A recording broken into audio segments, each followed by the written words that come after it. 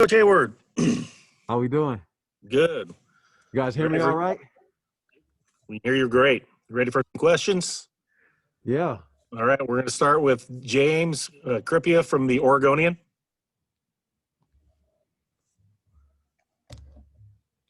Hey, Keith. Was speaking with Vernon earlier, and he was talking about obviously that nickel and field are interchangeable positions, and he doesn't have a preference. Where do you see him? Not just him, I guess. The rest of the field safeties and Jamal obviously also in the mix at nickel. What do you see as the pecking order? Where do you imagine it could be in 3-4 weeks? Wow. So right now, he's our starting free safety, but yeah, Verone has that versatility where, if at need be at any point, he's smart within our scheme. He can play the nickel position. Jamal is currently there with our starting group. And like anything, we're trying to build dependable depth, so having guys, play certain positions and then moving them around, not just depth, but like we said, dependable depth. So where are we going to end up on game one? I couldn't tell you that. We still got a long way to go and a lot of installs. And so we're just trying to make sure that we just develop them, fundamentally and not put too much on their plate so they can just really execute the technique and fundamentals. The next question is from Ryan Thorburn with the Register Guard. Keith, take this off. I'm good. How are you doing? First of all, good to see you. I'm doing well. Thank you, Ryan.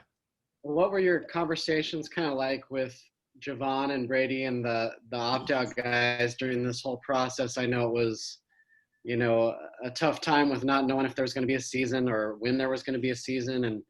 And do you feel like, if they made the right decision that you guys have stocked enough talent that you're ready to roll after the aftermath of their decisions? Yeah, just as a staff, we were just trying to keep just our entire team engaged because a lot of things were out of our hands. So just making sure that we stay on the guys and keep them motivated. And they were, the guys wanted to play ball.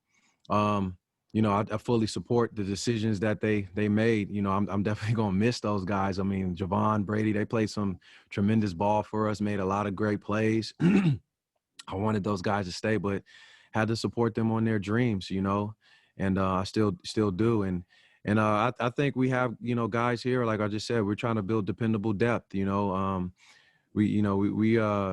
We're putting guys in positions and placing them out there. So you got, Nick Pickett and Steve, out there battling it out right now in the boundary. And then like we talked about before, there's Jamal, there's Verone who could play the nickel. Then there's, Bennett who we're grooming. So at the end of the day, I feel confident in, our coaching abilities, and I feel confident in these guys and their work ethic and how they study and how they train.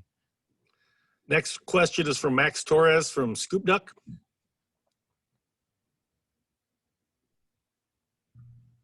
Hey there, Coach. I want to talk about Javon Holland a little bit. Obviously the pandemic kind of changed the landscape of everything with having a season or not having a season. What's it mean to you as the safeties coach and to this program to have a guy like him come in and start early and, work to be draft eligible as a first, second round guy in just 2 years? Yeah, I mean, it's just a tremendous it's just tremendous for him. Just, I thank him and his family, the trust, that they put in myself and then put in our, coaches for allowing their son to come here, him having the trust for me to develop him in the defense. But he's done a great job. He was on it in the classroom, never had any issues there. I mean, obviously, everybody sees his play on the field. It's hats off, and I was blessed enough to be the coach to actually coach him. So I'm thankful for him, for that. And I wish him much continued success. So, I just can't say enough about him. I still wish he was here, but, it's all good. He's going to do well. He's a bright, young man. Next up, Tyson Alger with The Athletic. Hey, Keith, there's been, obviously a lot of the focus has been on like how the players are going to be able to get ready in the amount of time and just like what they weren't able to do over the off season. But just like from like a straight coaching perspective, like what's the biggest challenge for you right now with kind of like new conditions and just like what you guys are facing and just an overall different year? Yeah, I mean, I'd say with Coach Cristobal, Coach Feld, they've come out with a great plan. Because what you see and you watch NFL, you're seeing a lot of injuries, and the one thing you have to do is you have to make sure that you're training the guys to get them ready to play game one. But at the same time, you're not doing anything to put them in harm's way. You got to watch their loads as far as how much running they're getting. Make sure you as us coaches, we're conscious of the drills that we're doing, and then and scheme wise, what plays are we doing to make sure we're building great habits like running to the ball, drilling in those techniques and fundamentals. Big thing you see on college football right now is a lot of missed tackling, so things just like that, just a mentality, of how we play and the product that we want to put on field and keep growing as a defense. So you just have to take in all of that, and everybody's affected by the circumstances. It's just how are you going to come out on the other end to make sure that you prepare your players the best, so that way on game one they're ready to roll. Next up, Matt Preem from 247 Sports. Hey, Keith. What's your thoughts on where Steve Stevens has been since the end of last year till now? It feels like this could be a pretty big opportunity for him to really get some playing time that he didn't have the last 2 years. And I guess my second question is, what led to you guys bringing in Jordan Happel as well? What does he bring to your unit? Yeah, I'm excited for Steve, because Steve has grown tremendously. And, he's been asking a lot of questions. Our boundary safeties make a lot of tackles and make a lot of plays within the scheme, just naturally because of the positions that they're put in and fitting a lot of runs. And he's been asking a lot of questions about the front and how he fits, so knowing the gaps. And Steve has always been a high football IQ guy and smart player. So I'm just really excited to see when we actually get out there on the grass or on the turf, what he does underneath the lights. In terms of Jordan, what he brings is he's a guy who's been in Coach Avalos's scheme. So first practice out there, we always talk about how we got to communicate. Well, he was communicating. He was loud. He was vocal. He knew exactly what he needed to do and how he needed to say it, calling out the pre-snap stuff. I mean, that was impressive. And I know some other guys had eyebrows raised like, oh, okay. So he definitely raised the competition level in the room. Next up, Kevin Wade from 247 Sports. Hey, Coach. Just curious about Daywood Davis. Has been bouncing back and forth between offense and defense. What's that been like for his development, and then what does he bring to the defensive backfield? Yeah, Daywood has been a ultimate team guy. He's been a guy, like you said, he was at receiver and then now is at a corner. Went back and now he's back again. And we always say like the more you can do, the value that you have on the team, you just want to show that the more you can do. So for his development, I think Coach Chance is doing a great job, out there on the field, coaching Daywood as far as like what he needs to do technically. And Daywood is a smart kid. He knows football. It's just more about refining his techniques and stuff. I'm sorry, what was another part of your question, Kevin? You answered it. Thank you very much. Okay. Yeah, but Daywood is he's just a selfless man. He's a team guy, and I'm excited for him. What does he bring? There we go. That was the other one. What does he bring? Man, Daywood is fast, and even though with his receiver background, man, he's tough. Like he'll come in there and tackle. I think he's gonna have a great year on special teams too, because, like I said, he could tackle. He's fast, running out there on punt or kickoff. He's gonna be somebody that's gonna be fun to watch when he gets out there. Next question's from James Carpia of the Oregonian. Keith, just wanted to see where's Quez and Dante, where are they lining up? Is one field, one boundary, or which I know they're both a corner, but which side who's on which side basically? Triquez? Yeah. Triquez has been in the boundary, and Dante, I think, has been playing He's been playing some boundary as well, I believe. I'll be honest with you. I've been staring at these safeties and nickels a whole lot more. So, but I think I'm pretty certain with that. Next question, Ryan Thorburn from the Register Guard. Kind of along those lines, what has your communication been like with Rod Chance, your chemistry with him since he rejoined the program? And, you know, with Andy being in his second year, is there a more sense of even more comfort in the defense for the players and the staff?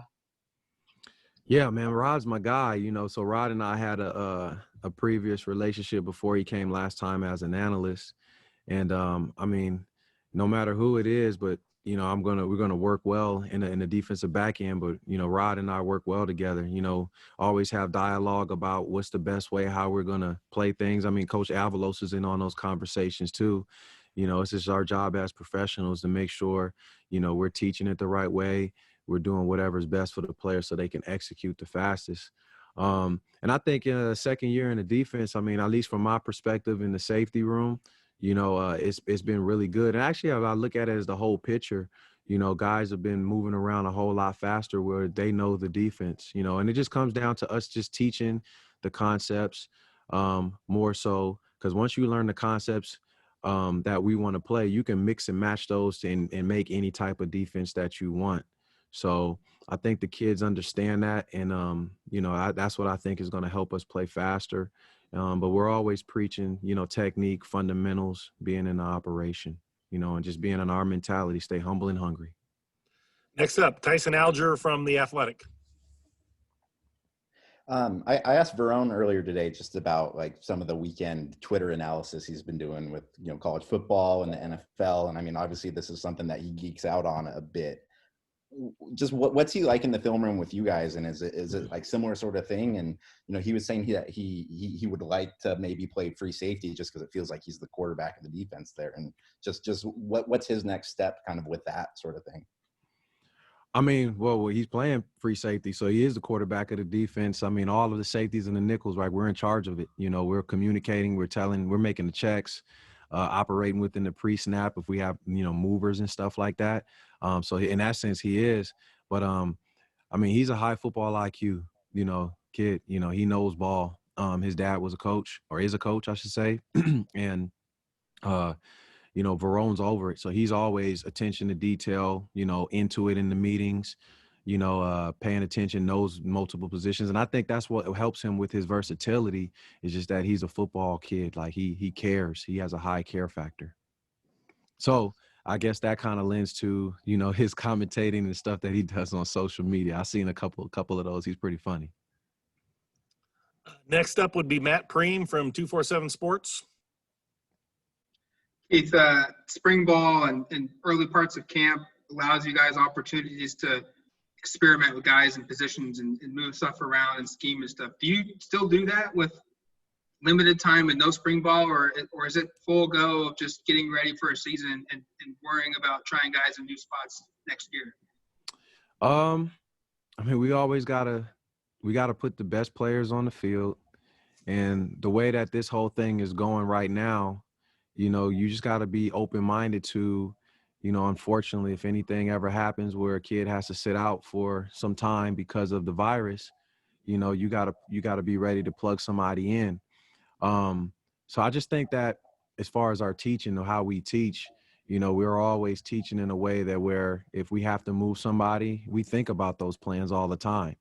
And we've been thinking about that as a staff, you know. Unfortunately, if somebody ends up getting sick or even getting hurt, you know, you got to put the next best person in there to be able to play and execute. So, you know, we've had a little bit of time there when we were doing some of the walkthroughs early on, and then we took that break and we came back and got right back into it. But, you know, at least the way that I think all the coaches do, we teach in the room, we're teaching concepts. So that way, if somebody got to move inside or outside, you know, we can have the best players on the field. Next up, James Crapia again from the Oregonian.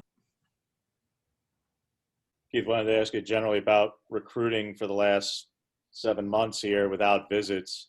I know you can't speak specific players, but just the general practice of this, how you and the rest of the staff have been able to do this successfully, despite the fact that overwhelmingly this class has not been able to visit and won't be able to visit before signing in December.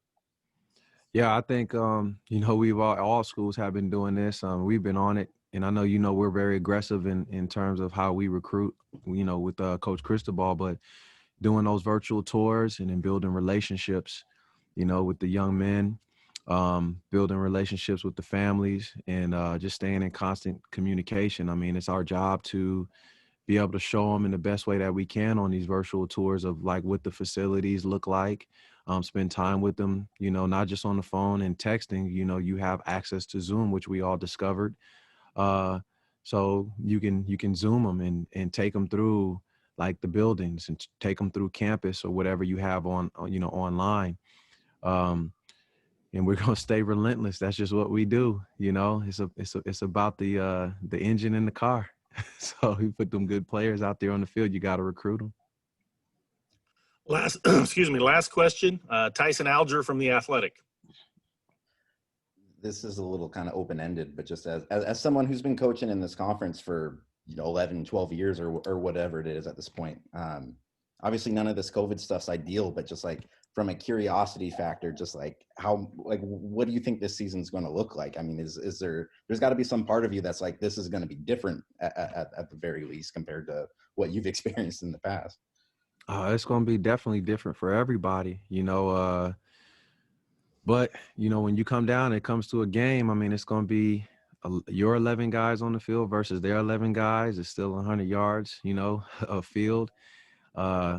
Maybe they turn on some, watching some of those games, they turn on some of that fake crowd noise and all that. And you just got to go out there and just play, So, yeah, it's going to be different, but everybody's going through the same thing. So it's not going to be any different for us. Just excited to get the opportunity to play ball, excited for our players. They've worked very, very hard. We've all been through a lot with all the different things going on, but I'm just happy for our guys, because like I said, they want to play ball, and they've been busting their butt in the weight room and busting their butt out there on the field. And then we get to go out there and, they get to do what they love. We get to coach and do what we love. They get to play. And hopefully everybody stays safe. Thanks, Coach Heyward. Appreciate your time. Yes, sir. Thank you. You guys be safe. Go Ducks.